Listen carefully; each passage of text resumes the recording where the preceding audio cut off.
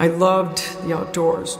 And so it was great fun up in the Adirondacks. We were fishing, we were water skiing, but we also had what's called a lake toy.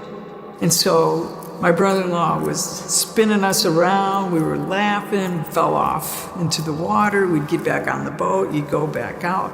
So everything was normal until we hear my brother-in-law yell, "Get off the bullet, the boat is sinking." I looked down and the tow rope's wrapped around my leg. My brother-in-law can't see me because the bullet's in the way. I hear the engine start and I go, "Oh, this is gonna hurt." Next thing I know, I'm being drugged underwater. So I'm swallowing water this whole time. I knew I was gonna die. Well, as I'm thinking that, I separate from my body. And I immediately go through this saran wrap kind of veil. It was like, oh my God, I knew I was in eternity.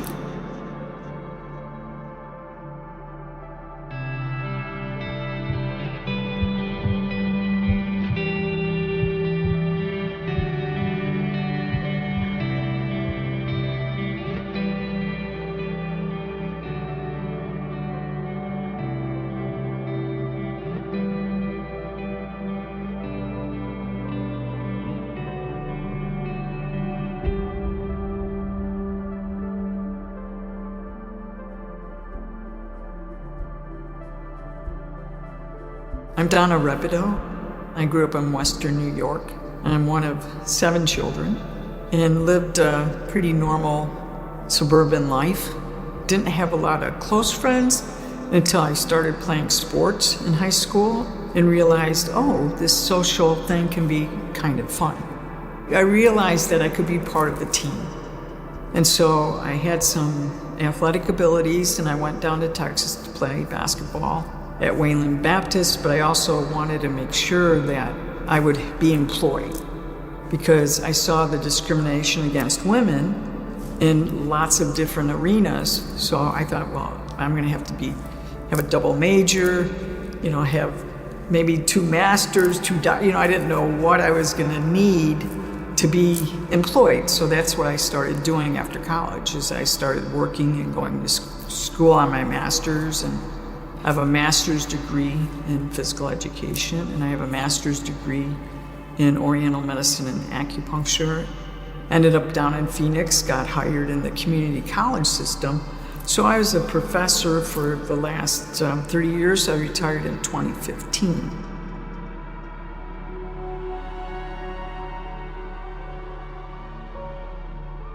I loved the outdoors.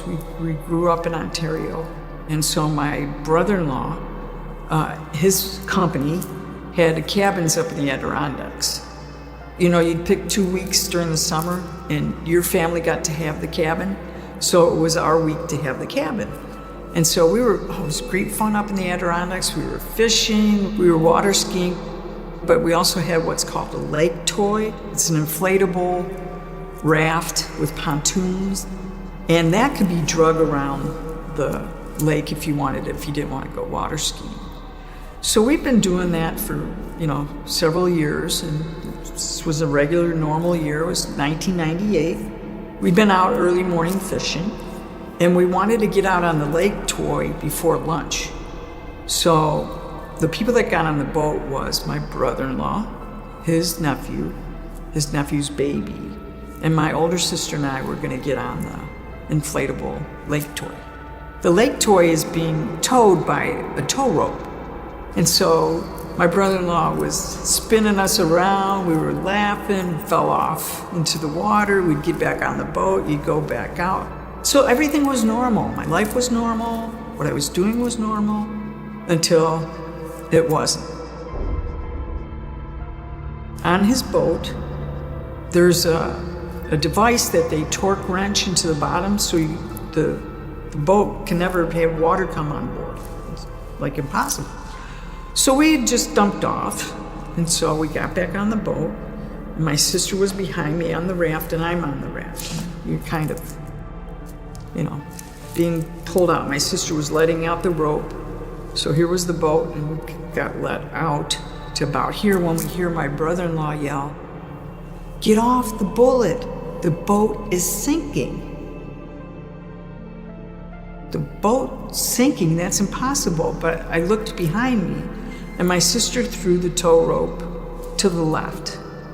Now, you know tow ropes, they're nylon, they don't sink, they float on the water, so we had our life jackets on, and I looked over as we're going in the water to the right.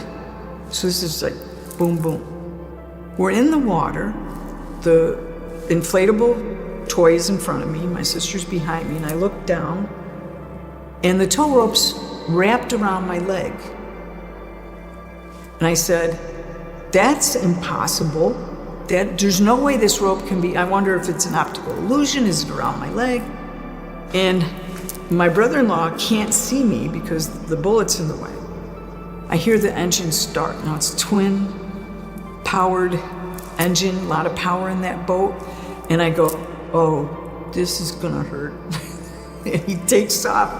Next thing I know, I know that tow rope is just heading out with the boat, and it strangled my leg to the bone. And when it did that, there was an explosion of pain in my head. You know, I was like, "Oh my God, this is really hurting." Next thing I know, I'm being drugged underwater. So it's the boat, the bullet, and myself. My sister's back there, and she says, "I was watching my husband kill my sister," because she knew they were turned toward the shore, and that's their focus, to get the boat in before it sinks and there's a baby on board. So I'm being drowned.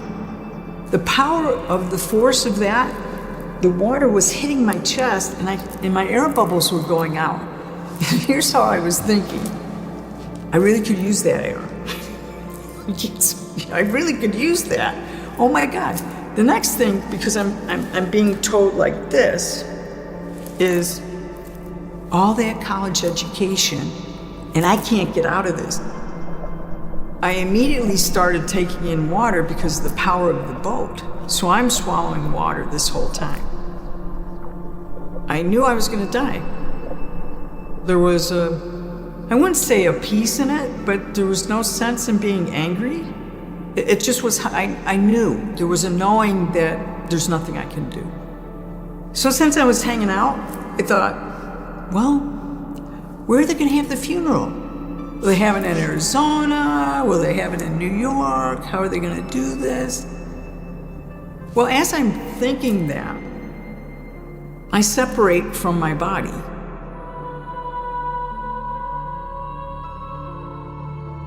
And I immediately go through this saran wrap kind of veil. It was very thin, but it was something there. As I pop through, I go, "Oh, I'm dead. Oh, I brought my consciousness with me. Wow, that's pretty cool." Then it was like, oh my God, there's a difference between time and no time. I knew I was in eternity. Then the cells in my body started vibrating. And it was like each cell, trillions of cells that looked like a happy face. Like, they were like, and they start giggling. They're just, ooh, everything's funny. You know, and I look down and I go, "What are you guys doing?" And I hear them say, I hear the cells in my body going, "He's coming, he's coming, he's coming." And I'm like, who's coming? And as I'm slow motion looking up, if this was the earth, I could feel something coming up. And as it's coming up, I'm going, oh my God, it's the creator of the universe. Oh my God.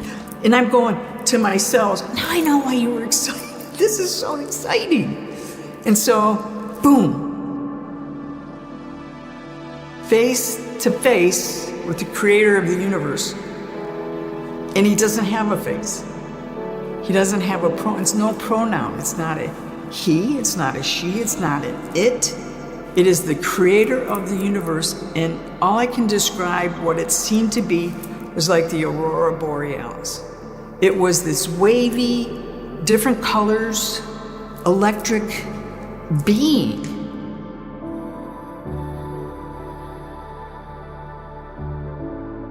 don't know if you know about telepathy. Most people, I don't know how they experience telepathy, but this is my first time experiencing telepathy. And it was when you go to the bank, you go to a drive-in bank, that teller, and you put your money in that little tube, and it goes out. It's like that. It's like a tube of knowledge that is being sent into your brain this way. And when it gets into your brain, it unpacks. And so I was like, oh my God, this is really kind of cool. And as I'm having a thought, the creator of the universe is having the exact same thought. It goes like this. Oh my God, the creator of the universe. And I hear back, I am the creator of the universe. And I'm like, oh my God, you know everything. As I hear, I know everything. So it was this beautiful conversation that I knew I was in front of the creator of the universe. And it was like, I started seeing the expanse of what this really means to be eternal. And, when people talk about multidimensional, and it was like, oh my God, this is just so amazing. I started looking back to Earth going, oh, I hope they're going to be okay with me, being dead and drowned. And as I was starting to look back, I hear this telepathic being, not God, say, don't worry. As soon as I heard that, and I turned back, everything on Earth disappeared. All 3D, people I know, just its existence no longer occurred to me because I was so focused in the present moment of what was happening here. And I was like, you know everything. I know everything. Then God said to me, I even know the number of grains of sand on a beach in New Zealand. Now, why would God say that? Of all the things he could have picked. But next thing you know, I'm being rocketed down to New Zealand on a beach, and my eye was right up against a grain, and I knew immediately how many grains of sand were on that beach. And then I rocket back up in front of God, and I'm just amazed at this. And he says, I even know the number of hairs on your head. And I was getting information through this telepathy through my head. It felt like this way. Then all of a sudden, the concept of love became palatable and was shooting through my body this way. So I don't have a body, but it's like I had a body. And I'm sitting there going, oh, now I know bliss, love and bliss. And the creator of the universe called me by my name. My name is not Donna. It's a name that God knew me as through the millennial, however long that is. And I was like, oh. And I was in this space that I never wanted to leave.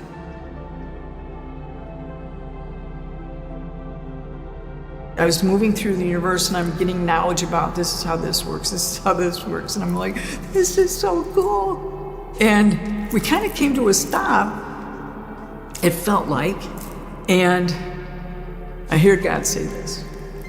So, Donna, what would you like to do here? I never thought I would say this in a million years. So you can say, well, when I die, I'm going to ask God this. No, it did not happen. So I look at God and I said, well, God, since you made me, I give the choice to you. As soon as that happened, I immediately realized what I had just done. I gave away my choice. And some people go, well, no, that was your choice. Your choice was that. No, I said, I gave away knowing what was going to happen next. Okay, God, I give the choice to you. As soon as I realized what I had done, and I can't undo it, I did this. Oh, shit. Then I said, oh, I just swore in front of God. And look at God and go, oh, shit, no, I'm sorry. It was like, as I'm waiting for God to answer me, I heard this, and I don't know what being, so I had no idea. But it was like, when you go back, you will tell people how important choice is in their lives. And here's what choice means. It doesn't mean what am I going to have for dinner. It means every moment of your life, you are making choices in your thinking.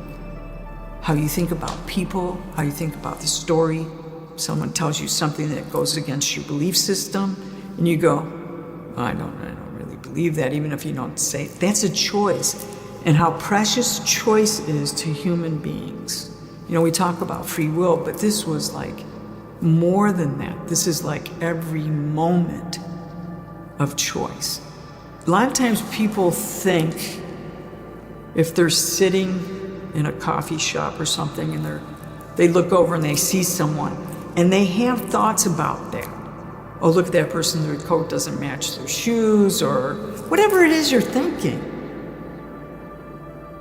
You think just because you don't say it that it doesn't have an impact, but that's not true. There's an energy associated with that.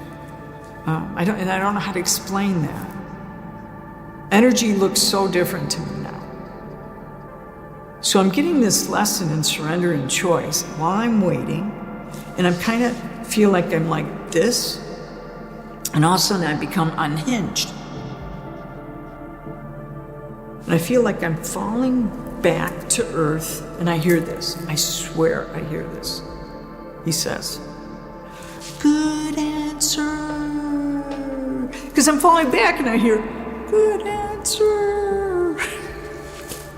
And I land inside my body. You know, I snap back in my body and I realize my lungs are full of water. What's going to happen here? What just happened? What happened was my brother-in-law is driving the boat and he feels a hand on his shoulder. No one's there. He turns around and he's like, what? But it made him stop the boat. And he saw the bullet kind of acting funny. Well, it was me on the end. So I go, oh, I'm alive. And I start swimming to the surface. So I put my hands like this. I felt human hands under my armpits. I thought it was my sister. And I looked down, I'm looking at the rope going, there's no way they're getting this rope out of my leg. As soon as I said that, the rope comes undone. I get up to the top, no one's there, and I feel like pounding on my back like I just started gallons of water. And my sister's, she must have looked like Superwoman swimming across the lake to get to me. And I looked down at my leg and I went, oh my God, it's in half. So I'm kind of holding on to my leg as my sister's swimming up and I'm yelling, don't look at my leg, don't look at my leg. What does she do? She looks at my leg and she starts screaming. And I started telling her, first date, you know, okay, Cindy, I'm gonna go into shock. So here's what you do, make sure my legs are up here, but grab onto my leg and, you know, do all this. So my brother-in-law gets another boat, but he was not in a hurry because he doesn't know what happened out on the lake. But when he comes out with the other boat, I do the same thing. Don't look at my leg. And he looks at my leg. And he's gonna try to get in the water and get me on the boat. And I said, no, if you get me on the boat, my leg won't fall off. So just drag me back in. That's all I want you guys to do. So that's what we did. We got back on the dock, the ambulance came.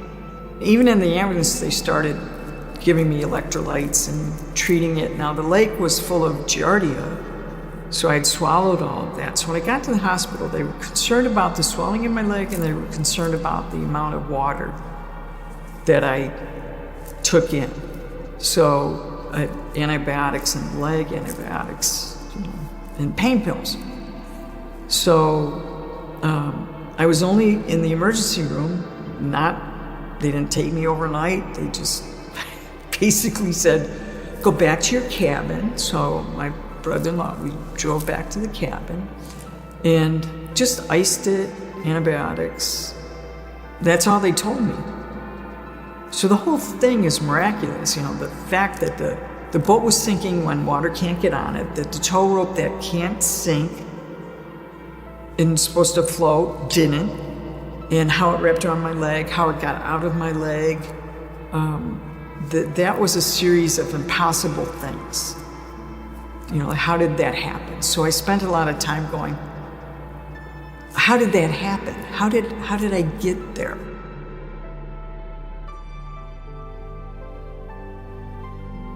The first year, I only told my circle of friends. I didn't even tell my family members. I didn't know what really happened. I didn't know there was such a thing as a near-death experience. I didn't know what NDE meant. I didn't know there were NDE groups. I didn't know there was anybody I could talk to about it. So I just kept talking to the other side. I would have an intention before I went to bed or sleep. I'd say, I have some questions about what's going down here. So the first, 6 months was just dealing with the wound itself. And then I had no feeling in my calf. I'd have no feeling in my toes. I would kind of drag my leg around, which is not really a good thing. A teacher, I'm used to walking around my classroom, and I had to just sit there because I didn't want my students to see me dragging my leg around the classroom. So I have an acupuncture clinic. So after I teach school, I go to my acupuncture clinic. There's a bank right there. I'm now going to make my day's deposit, and I've written out how I want it taken care of in my business. So I go in the bank's quiet, there's a line behind me, but I have a piece of paper and I shove it to the teller as my nerves, when they start to regenerate, it's an explosion of pain. You can't not yell, no matter, what you do. So as I'm putting how I want take care of the cash, I go, ah! And the teller thinks I'm robbing the bank. So she goes, ah! And because the two of us said, ah, everyone in the bank got on the ground, they're got their cell phone, they're calling the police. I'm going, no. It's just my leg. I'm trying to put my pants up to show them the bandages, and the teller, no, I'm not robbing the bank. So I have to tell the police about that. So that was kind of a new normal of, being careful of where I am when, and you can't predict when you're going to have nerve pain. So that was a year, 6 months of the wound, and another trying to figure out how am I dealing with my life. Yeah, there's been lots of physical things I've had to deal with since the NDE. And it was years later that someone told me about, there's something called IONS, the International Near-Death Association, and that about the Monroe Institute, you can go there and talk to people. When they asked me, what was it like? They want to know. I said, well, here's how I feel about it. It was a designer death. We each get a designer death because God knows you so well to the nth degree, and it blew up my whole belief system of what I was taught, what I grew up with, and what I saw. It took me years to try to assimilate that spirituality. It was like, if someone said, well, this is how God works. That's not what I saw. That's not what I heard. It changed my life. It changed everything. I think about everything so different every moment.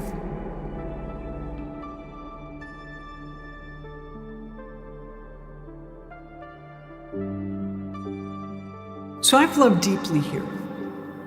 I know what that love is, and it's the most powerful force on earth.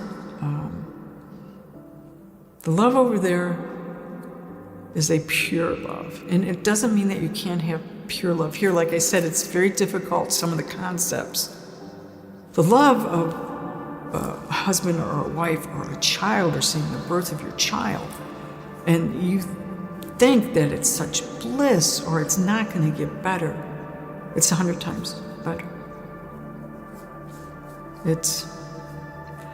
I think, a love that I can't explain, but you would have to experience it. And I didn't expect that.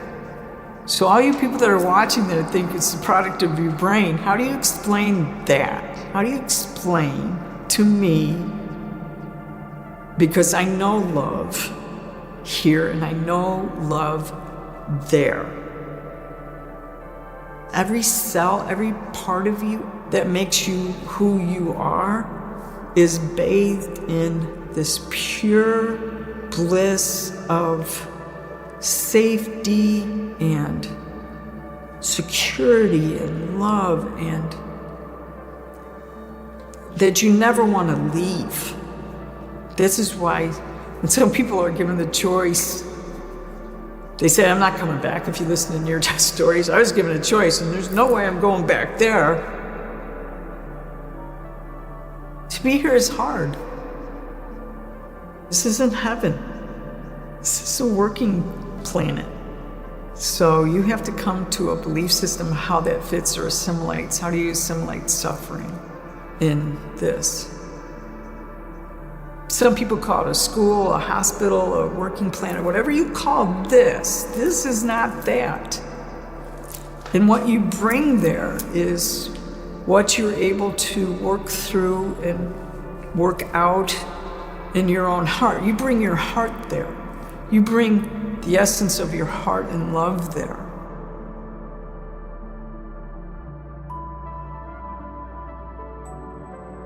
If I had advice, it would be aware of every moment if you can. I don't think for most people that's possible. Most people are thinking, I would tell my students, you have an 8-track brain. 8 things are going on. I got a grocery list, I have trying to resolve this issue, I have these things to do, I have these decisions to make. So I see that they're living an 8-track life, and it's very difficult to get that down to the present moment.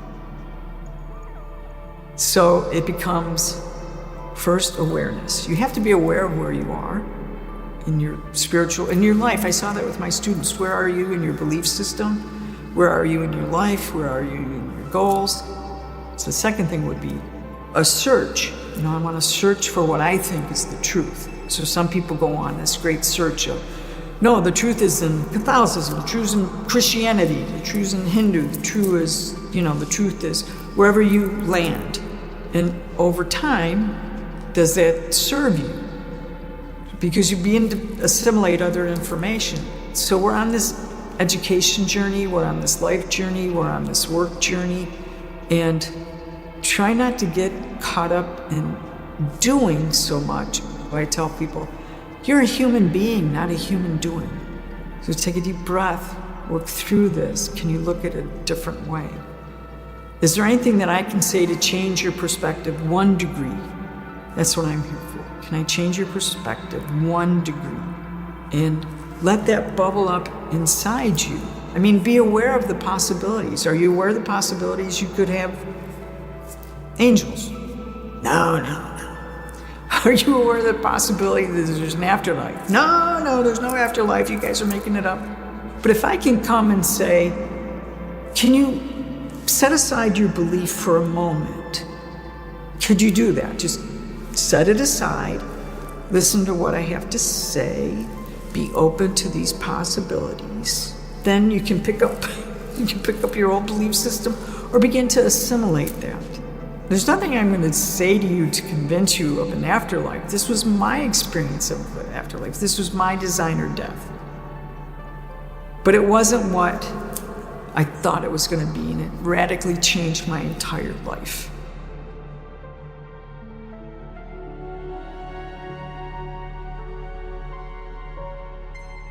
I wanted to make sure that I was living a full life. So I brought laptops to Chiapas, to the Mayan students. I brought humanitarian aid to the war-torn areas of Croatia.